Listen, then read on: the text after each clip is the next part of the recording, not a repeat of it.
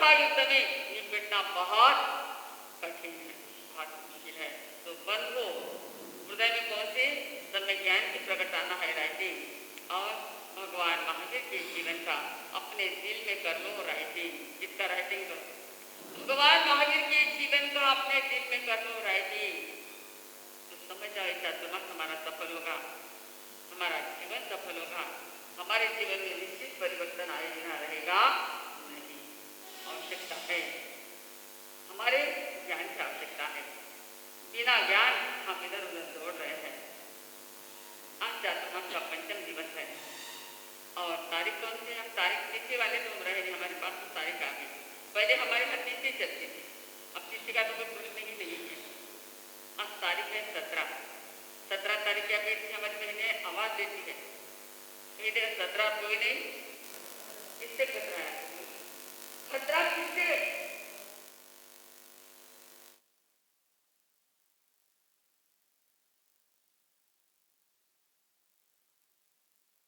दुश्मन कितने प्रकार के हैं?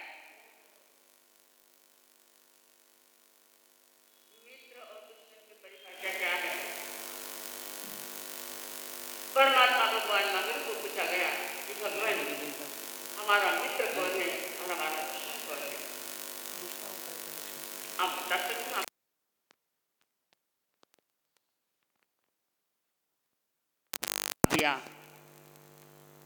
हे वत्स, तू बाहर में मित्र और बाहर में दुश्मन ढूंढ रहा है, लेकिन बाहर में कोई मित्र नहीं, बाहर कोई दुश्मन नहीं, तेरे भीतर ही तेरा मित्र और तेरा दुश्मन है।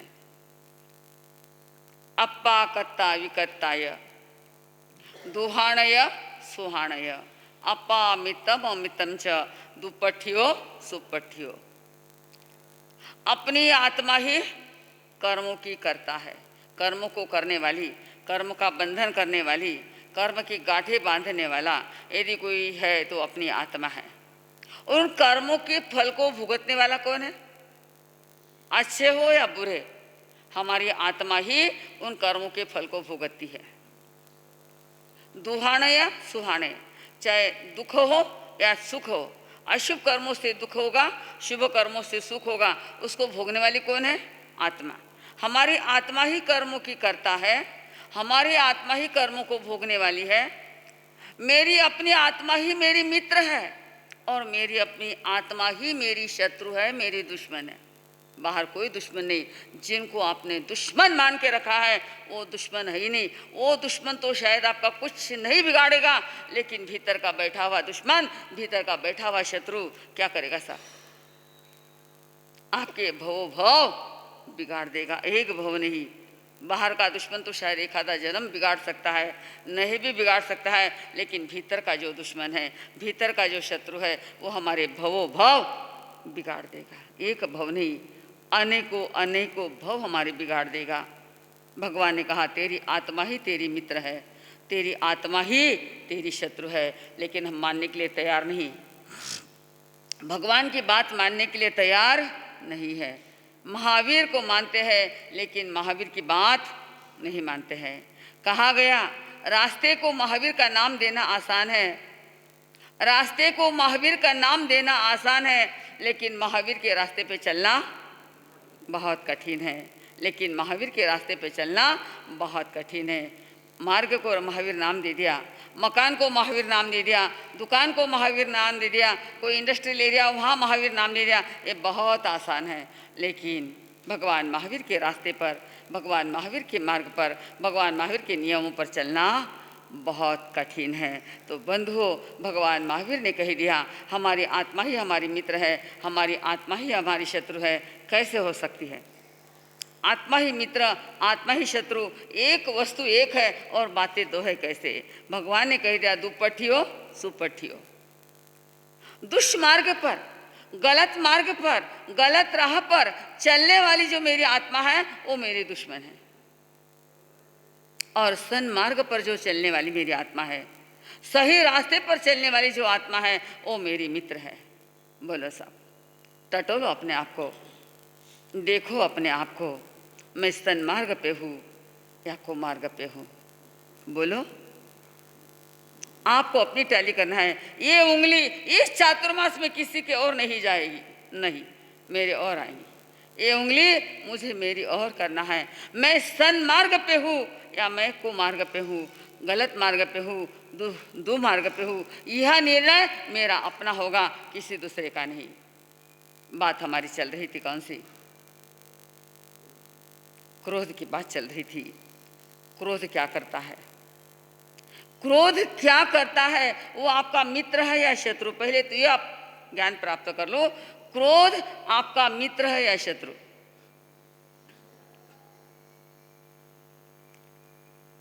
शत्रु दो प्रकार के, बाह्य शत्रु और आंतरिक शत्रु। आंतरिक शत्रु किसे कहेंगे आप?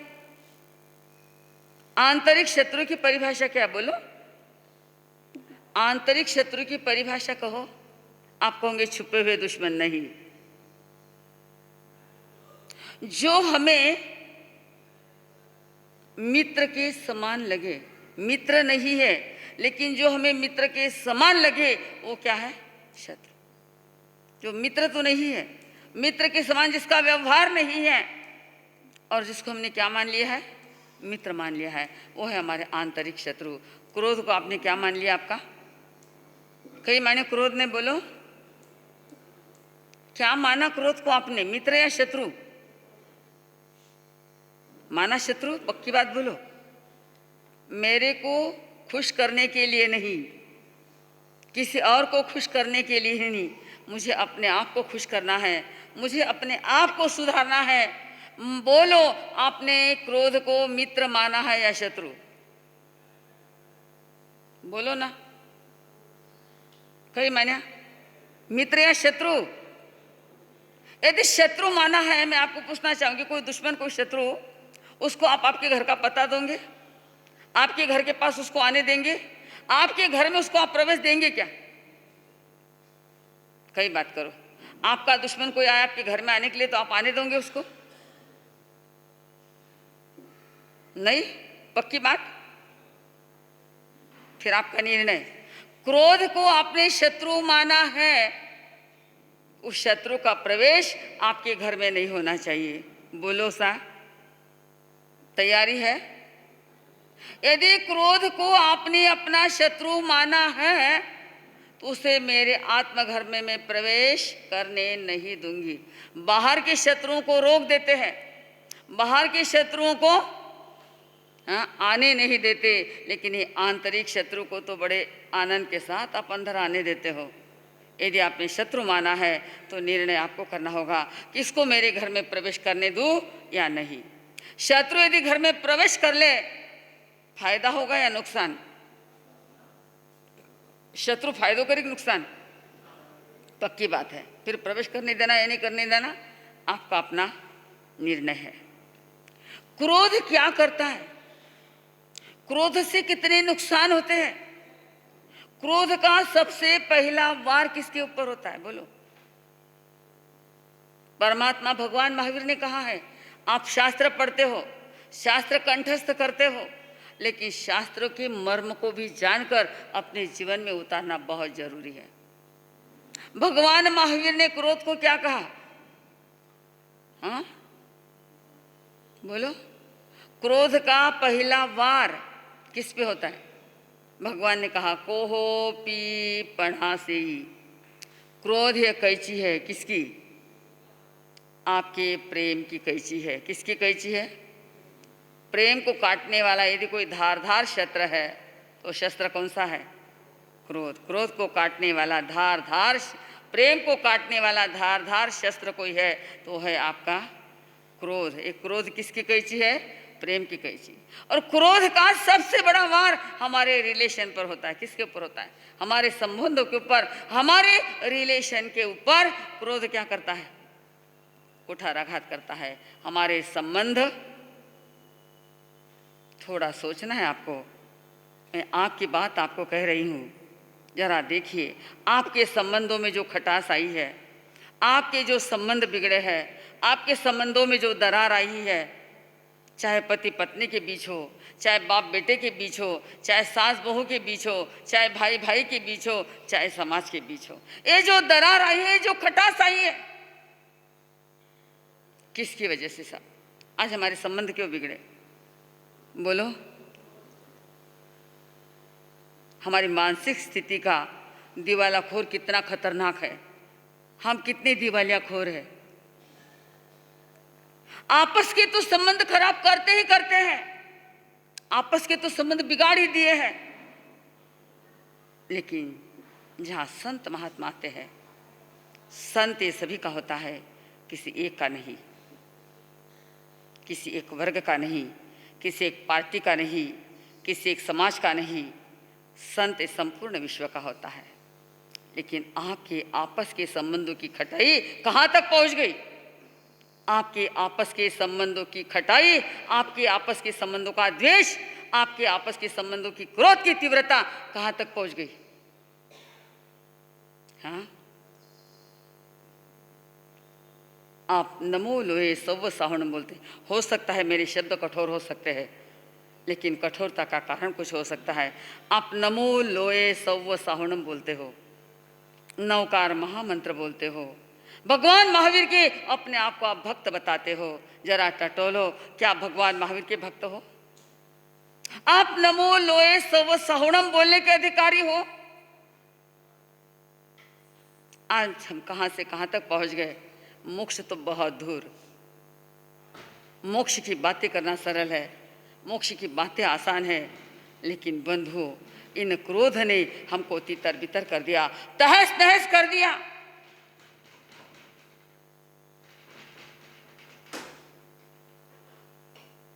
जिधर देखो उधर क्या है बोलो? सबसे पहला क्रोध का वार है हमारे रिलेशन के ऊपर, हमारे संबंधों के ऊपर, हमारी मित्रता के ऊपर, हमारे प्रेम के ऊपर। जो काम दुश्मन करता है, शत्रु चाहता है कि आपके संबंध खराब हो, आपके पति पत्नी के संबंधों में दरार आ जाए। क्रोध आ गया, पत्नी को कुछ आपने कह दिया, था पियर जाकर बैठ जा, और वो जाके पियर बैठ गए।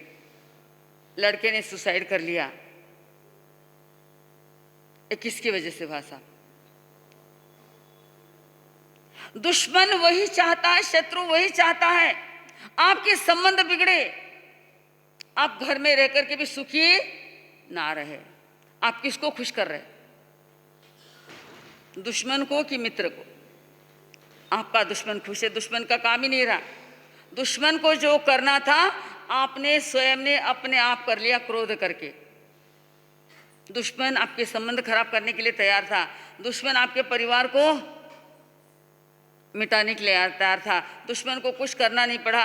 आपने स्वयं ने अपने क्रोधी स्वभाव की वजह से ये सारा कर दिया, और दुश्मन दूर खड़ा हुआ देखता है, हंसता है, बहुत अच्छा, बहुत अच्छा, बहुत बढ़िया। हाँ, मैं वही करना चाहता था और वो हो गया। बताओ बंधुओं, क्या है हमारी स्थिति? कैसे हमारी स्थिति? हाँ, आज हमारी पारिवारिक स्थिति कितनी खराब हो गई है।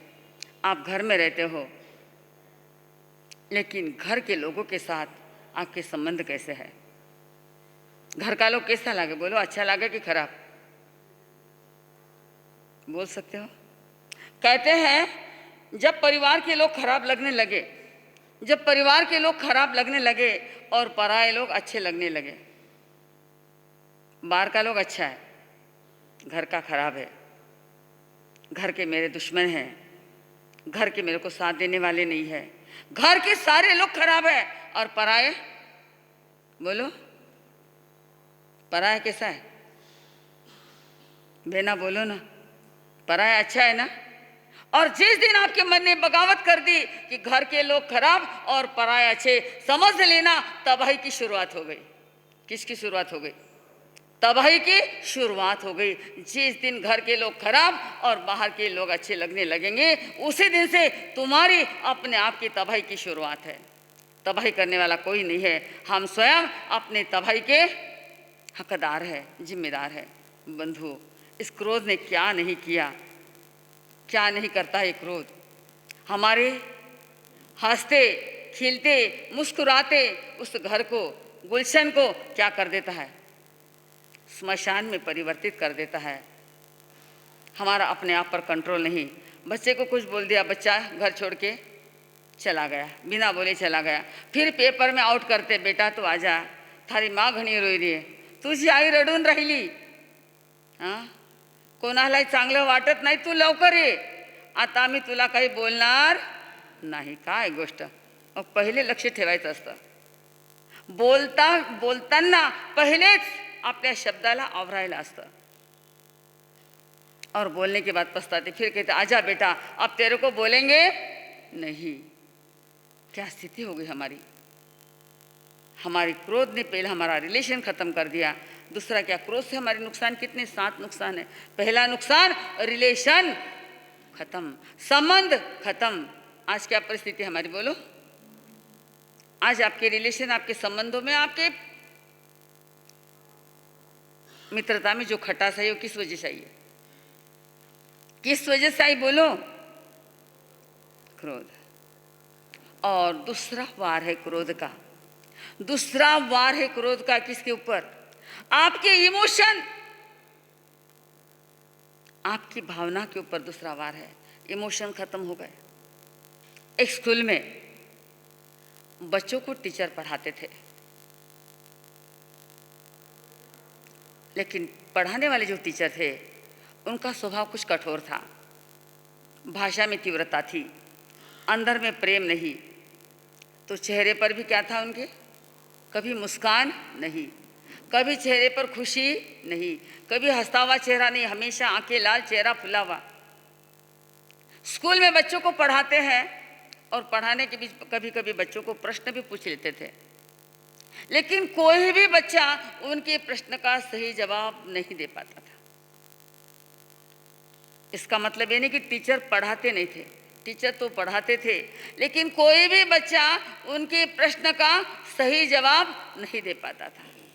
एक दिन टीचर ने कहा 4 दिन की छुट्टी है, 4 दिन की छुट्टी लो, पढ़ाई करो, और 5वें दिन तुम्हारी एग्ज़ाम दी जाएगी, आपको प्रश्न पूछे जाएंगे, उन प्रश्नों का आपको जवाब देना है. 4 दिन की छुट्टियां पूरी हुई.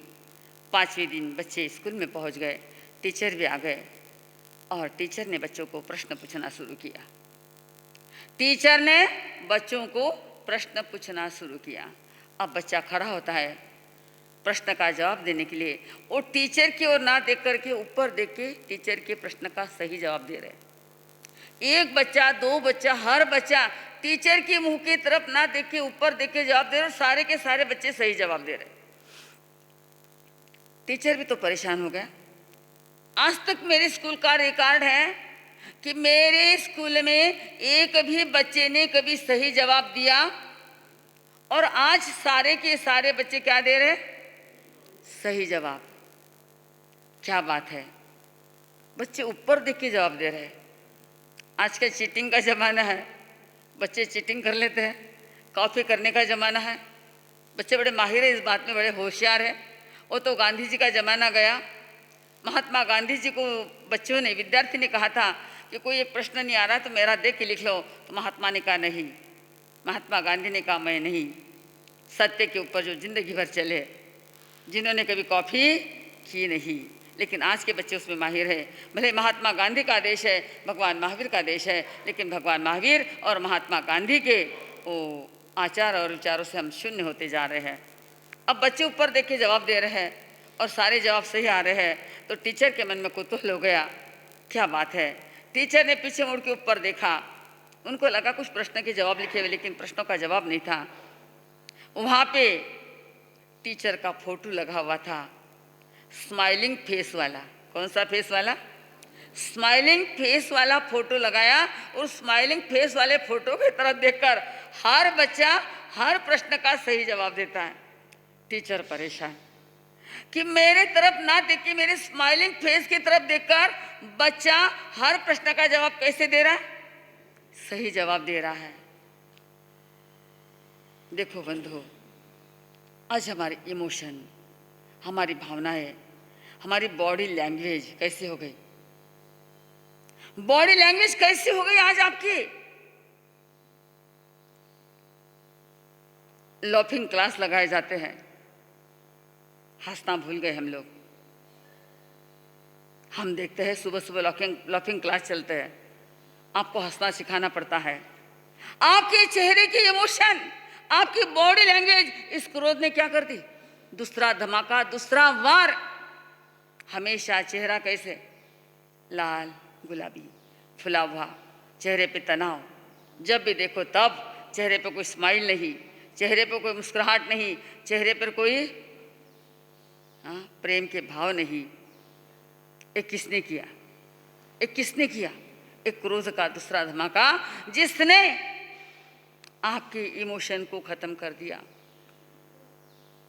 माता पिता के प्रति बेटे की जो इमोशन होना, पति पत्नी के प्रति जो इमोशन होना, गुरु और शिष्य के प्रति, शिष्य का गुरु के प्रति जो इमोशन होना, उसको क्या कर दिया? भगवान के प्रति भी जो हमारे भीतर में करुणा प्रेम दया होना, उसको क्या कर दिया? सब किससे खत्म कर दिया? सब संवेदनाएं सारी खत्म हो रही है हमारी।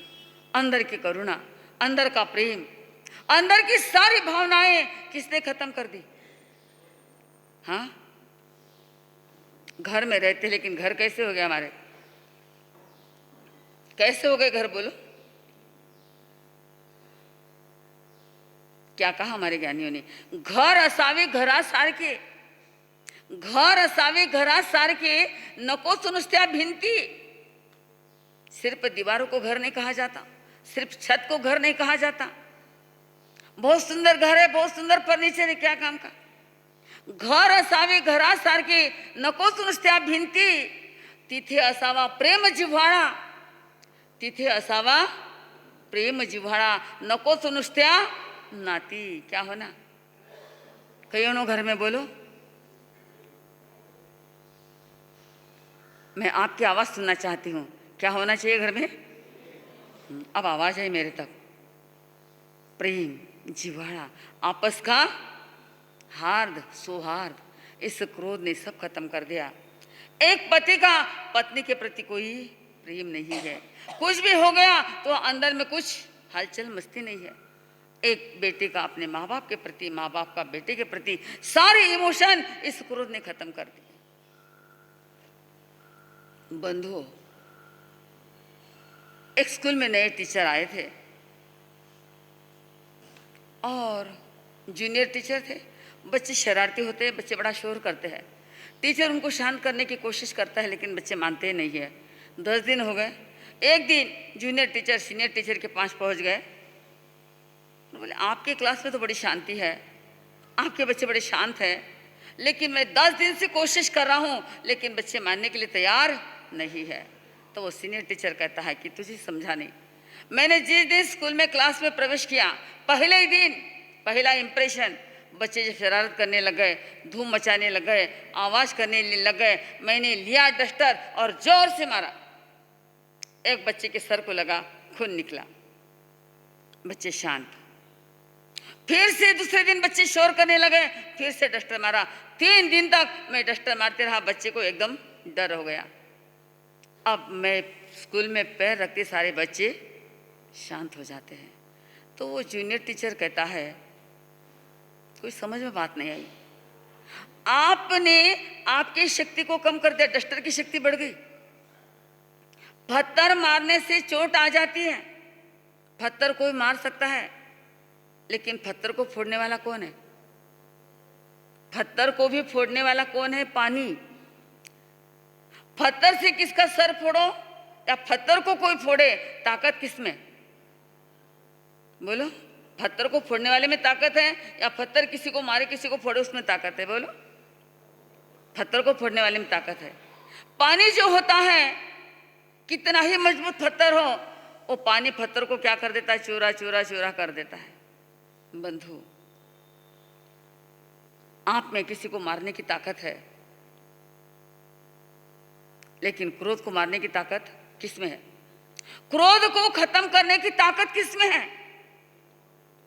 बोलो। परमात्मा भगवान महावीर को मारने के लिए, परमात्मा भगवान महावीर को खत्म करने के लिए, परमात्मा भगवान महावीर को नष्ट करने के लिए कौन सामने आया था? चंड कौशिक। मारने के लिए आया, नष्ट करने के लिए आया, खत्म करने के लिए आया चंड कौशिक। लेकिन परमात्मा भगवान महावीर के प्रेम ने चंड कौशिक के क्रोध को खत्म कर दिया। किसमें ताकत है? सब बोलो। चंड कौशिक का क्रोध भगवान को मार नहीं सका। एक बार काटा, 2 बार काटा, 3 बार काटा, और जितनी बार काटा उतनी बार खून की जगह क्या मिला उसको? दूध मिला, अमृत मिला। चंड कौशिक हैरान है, मैं बार बार काटता हूँ और मुझे, ऐसे तो लोगों को काटता हो तो खून में क्या होती है? खारापन होता है, और ये दूध, खून दूध के जैसा मीठा है। भगवान की तरफ देखते हैं और भगवान क्या कहता है? चंड कौशिक बुझा बुझा चंड कौशिक। भगवान के प्रेम ने चंड कौशिक के जीवन को बदल दिया। चंड कौशिक के भीतर जो क्रोध रूपी पत्थर था, भगवान के प्रेम रूपी पानी ने उस चंड कौशिक के भीतर रहे हुए क्रोध को क्या कर दिया? खत्म कर दिया। चंड कौशिक जाग गया, क्रोध चला गया। आप किसी को मारना नहीं, आप कोई हिंसा नहीं। चंड कौशिक की आंखों में भी जहर था, दृष्टि भी सर्प था, किसी को देखता है तो भी खत्म हो जाते हैं लोग। अब मैं क्या करूं? तब चंड कौशिक ने अपना जो मुंह है वो कहाँ डाल दिया? अपने ही बिल में मुंह डाल दिया। शरीर बाहर है, मुंह भीतर है। और क्या ले लिया वहाँ पे? अनशन ले लिया। और जब तक चंड कौशिक का अनशन चलता रहा, भगवान वहीं पे चंड कौशिक के बिल के पास खड़े थे। ये ताकत है प्रेम की। प्रेम क्रोध को खत्म कर देता है, प्रेम क्रोध को नष्ट कर देता है, प्रेम क्रोध को समाप्त कर देता है। निर्णय आपका है, आपको किसी को मारना है, आपके भीतर के रहे हुए क्रोध को समाप्त करना है। ताकत किसकी ज़्यादा है साहब? प्रेम की ताकत बहुत ज़्यादा है। हमारे भीतर प्रेम होना बहुत ज़रूरी है, और यदि प्रेम नहीं है, हमारा जीवन रेगिस्तान है। उस जीवन में कोई आनंद नहीं है, उस जीवन में कोई खुशी नहीं है। बंधु, क्रोध का दूसरा वार हमारे इमोशन पर होता है। हमारी भावनाएं मर चुकी, हमारी संवेदनाएं मर चुकी। आज पहले कोई व्यक्ति घर से विदा होता था, उसे स्टेशन तक पहुंचाने जाते थे और पहुंचाते समय आंखें नम हो जाती थी। स्टेशन पर पहुंचाने के लिए जाते तो भी आंखें नम होती थी। आज स्मशान में भी आपकी आंखें नम, बोलो कई सुनोवट है। स्मशान में भी क्या सुनते हैं आप? आपकी आंखें ने, कितनी आपकी संवेदनाएं मर चुकी है, कितनी आपकी भावनाएं मर चुकी हैं। सारे इमोशन खत्म हो गए कि स्मशान में जाने के बाद भी आपकी आंखें नम नहीं होती। किस कदर हमारा जीवन बदल गया बंधु। एक क्रोध हमारा बहुत बड़ा नुकसान करता है, बहुत हानि पहुंचाता है। इस क्रोध को समझ के इस क्रोध को दूर करना है। जीवन में साधना के मार्ग पर आगे बढ़ना है तो सबसे पहले साधना में रुकावट डालने वाला यदि कोई तत्व है, वो है हमारा क्रोध, वो है हमारी कषाय। तो इसको हमें दूर करना है। कषाय, कषाय किसको कहते हैं? कषाय किसे कहते हैं? कष प्लस आय। कष यानी संसार, आय यानी वृद्धि, जिससे संसार की वृद्धि होती है। संसार का वृक्ष हरा भरा होता है। संसार के वृक्ष की नींव मजबूत करने वाला यदि कोई है तो कषाय। किसकी नींव मजबूत करता है? संसार की। संसार में भटकाने वाला, संसार में रखड़ाने वाला, 4 गति 84 योनि में भटकाने वाला यदि कोई है तो है हमारे कषाय। इन कषायों को क्या मानना है आपको? मित्र या शत्रु? ये आपके आंतरिक शत्रु है। आंतरिक शत्रु आपके 6 है। काम, क्रोध, मान, मोह, लोभ, ईर्ष्या, ये आपके आंतरिक शत्रु है। इन आंतरिक शत्रु को पहचान करके इनको हमारे भीतर से दूर करना है ताकि हमारा जीवन उज्जवल बने। इस चातुर्मास के दिन एक एक करते हमारे निकलते जा रहे हैं, लेकिन बोलो बेना, सावन की झड़िया लगी। कौन सी झड़िया लगी? सावन का महीना है, और सावन के महीने में बादल से पानी की वर्षा, और हमारे भीतर से किसकी वर्षा हो? जिनवाणी की वर्षा में भीगने के बाद हमें क्या करना है? तपस्या से अपने आप को लगाना है। अपने जीवन में हमें तपस्या करना है। सभी बहनें ढिल्ली ढिल्ली होके बैठ गई, क्या बात है। भाई भी ढिल्ले ढिल्ले हो गए, करा करा करा, पर करा करा करा कर जीवन का कोई भरोसा है? जीवन का कोई भरोसा है कि आने वाला श्वास वापस दोबारा आएगा या नहीं? इसका कोई विश्वास है? बोलो, है कि कोई विश्वास? बच्चे, फिर क्यों कल पे डालते हैं? ज्ञानियों ने कहा जब करने का मन हो जाए, जब करने के भाव आ जाए, इसलिए भगवान महावीर ने कहा हा सुवम देवानुपिया माँ परिबंधम करे हा, जैसा सुख उपजे वैसा करो, लेकिन अच्छे कार्य के लिए देरी मत करो, डिले मत करो। आज का काम कल पे मत डालो, काले कराला कहीं करना। मैं तो बाट देख रही हूँ, कायरी बाट देख रही हूँ, किसकी बाट देख रही हूँ मैं? आगे आने वाले समय में आचार्य भगवान का जन्मदिन, मेरे अपने जीवन के शिल्पकार मेरी गुरु मैया प्रभाकर जी महाराज साहब का जन्मदिन, श्रावण महीने की एकम और श्रावण महीने की पाँचम, ये 5 दिन हमारे पास आने वाले हैं। तो मेरी एक इच्छा है इस बीड़ शहर के अंदर क्या हो जाए, कई हो जाए 5 दिन में पचरंगी, कायरी पचरंगी, 5 रंग की साड़े फिरनी है, काय की पचरंगी करना है बोलो? कायरी पचरंगी, हाँ तपस्या की पचरंगी करना है, दया की पचरंगी करना है, आइम्बिल की पचरंगी करना है, सामय की पचरंगी करना है। तो पहली पचरंगी रहेंगी उपवास की शुरुआत, 5 उपवास वाले 5, 2 उपवास वाले 5, 3 उपवास वाले 5, 4 उपवास वाले 5 और 5 उपवास वाले 5। हाँ करो 5 और कोई नहीं होगी आँच। ये पचरंगी है।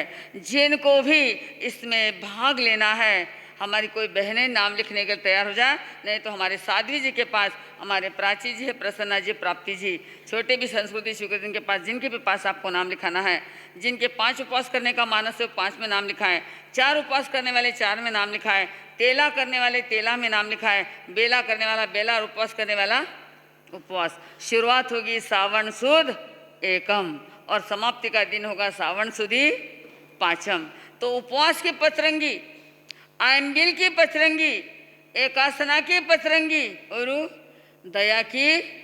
कल मैंने हमारे सासुओं का आह्वान किया था, आज माँ की सासुओं मन कम दिख रही है, हाँ डर गए शायद, खुर्सी पर बैठा तो हमारे सामने दया पचकाई देला कही। आज हमारी बहनें शायद दया करने से हमारे साथ पूरे दिन बैठना, सामाई करना, घूमना फिरना नहीं। अरे यहाँ तो घूमने फिरने को अमृत मंगल कार्यालय बहुत बड़ा है, कोई टेंशन वाली बात नहीं है।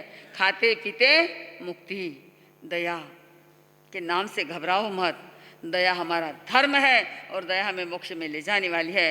तो मैंने कल हमारी सासुओं को आह्वान किया था कि जितने भी बीड़ शहर के अंदर जितनी भी बहनें सासू बन गई है, जिनको बहुएं आ गई है, जिनमें घर में सुविधा है, आपको उनके घर में इतनी आवश्यकता नहीं है तो दया कर सकती है। तो एक दिन के लिए तो आप घर का मुंह छोड़ सकते हैं हमारी बहनें, जबरदस्ती करने की आवश्यकता नहीं। आप खुद स्वयं की प्रेरणा से कहें कि नहीं आप तो दया भी कितना घंटा की होगी, अब तो कोई 24 घंटे वाली दया, आपने आपके हिसाब से सारी सुविधा कर ली। 11 सामयिक हो गई दया, चलो 11 सामयिक वाली करो, पर दया करो। इस रविवार को हमारे सासुओं का आह्वान किया, देखते कितनी सासुएं सामने आती है। नहीं तो अगले रविवार को तो मुझे घर घर जाकर सब सासुओं के नाम लिखना पड़ेगा कि आपको दया करनी है। और एक रविवार हमारे भाई लोग भी दया करें, हमारी बहनें भी दया करें, तो दया की पचरंगी हो जाए, सामायिक की पचरंगी हो जाए, उपवास की पचरंगी हो जाए, बड़ा आनंद आ जाएगा इन महापुरुषों का जन्मदिन मनाने के लिए। हमारी मान लीजिए हमारा यही चल रहा है, अभी क्रोध के ऊपर हमारा सारा विवरण चल रहा है। शायद आप समझ रहे होंगे, समझ में आ रहा है कि नहीं आ रहा है? यहाँ नोट हो गया सबके? नहीं हुआ? पक्का नोट हो गया? नहीं तो नळी फुंकली सोना रे इकडून तिकडून। मारसा का स्थानक में जब तक अच्छा लगे 12 गया कि वही घोड़ा और वही मैदान। हाँ नळी फुंकली सोना रे इकडून तिकडून गेले वारे नहीं। मन से सुनो, दिल से सुनो, दिल में उतारो। इस चातुर्मास का आपका निर्णय होगा, चाहे कैसे भी परिस्थिति आ जाए, हम क्रोध करके अपने संबंधों को बिगाड़ेंगे नहीं, हमारे रिलेशन को ख़त्म करेंगे नहीं, आपस का प्रेम हम उसको काटेंगे नहीं, और हमारे इमोशन को भी हम बिगड़ने नहीं देंगे, हमारी संवेदनाओं को हम ख़त्म होने नहीं देंगे, हमारी भावनाओं को हम ख़त्म होने देंगे नहीं, हमारी बॉडी लैंग्वेज को हम बिगाड़ेंगे। आज बॉडी लैंग्वेज बिगड़ गई लोगों की, हाँ चेहरे पर क्या है सब नहीं बिगाड़ना है। समय अपना आ गया, और बाकी हमारी को साधु जी को सूचना दी है, आप सभी को संकेत सूचना होती है। तो मैं इतना ही कहूँगी, आज आपने मेरे से जो भी सुना है और सुन करके आपको अपने जीवन में आत्मसात करना है। अब क्रोध कितने प्रकार से होता है, क्या होता है, क्रोध से और क्या दुष्परिणाम, आज 2 बातें तो सुन ली। पहला नुकसान रिलेशन और दूसरा नुकसान इमोशन, दोनों ही खत्म कर। रिलेशन और इमोशन खत्म करने वाला यदि कोई है तो क्रोध है। आगे क्या समय आएगा, क्या बात आएंगी, ये आने वाले समय में देखेंगे। लेकिन इतना जरूर ध्यान रखें, हमें अपने जीवन में आगे बढ़ना है, कर्मों को नष्ट करना है, कर्मों को तोड़ना है, कर्मों को बांधना नहीं है। कैसा भी निमित्त मिल जाए, हमें निमित्त में उलझना नहीं। इन्हीं शब्दों के साथ मैं अपने शब्दों को विराम देती हूँ। ओम शांति। गानों के कब तक उलझे इस दुनिया के झूठे झमेलों में, झूठे झमेलों में। ज्ञान की झुपड़ी बांध ले बंदे, ज्ञान की झुपड़ी बांध ले बंदे, अज्ञान के महलों में।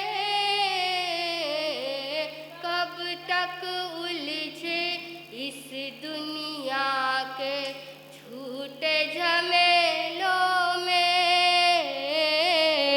झूठे झमेलों में। भीतर में झांक जरा, भीतर में झांक जरा, कितना कचरा भरा पड़ा। फिर क्यों देखे पर आत्म को, फिर क्यों देखे पर आत्म को, स्व आत्म को निहारे। कब तक उलझे इस दुनिया के झूठे झमेलों में, झूठे झमेलों में। कषायों की अग्नि में क्यों जलता दिन रात तू, कषायों की अग्नि में क्यों जलता दिन रात तू।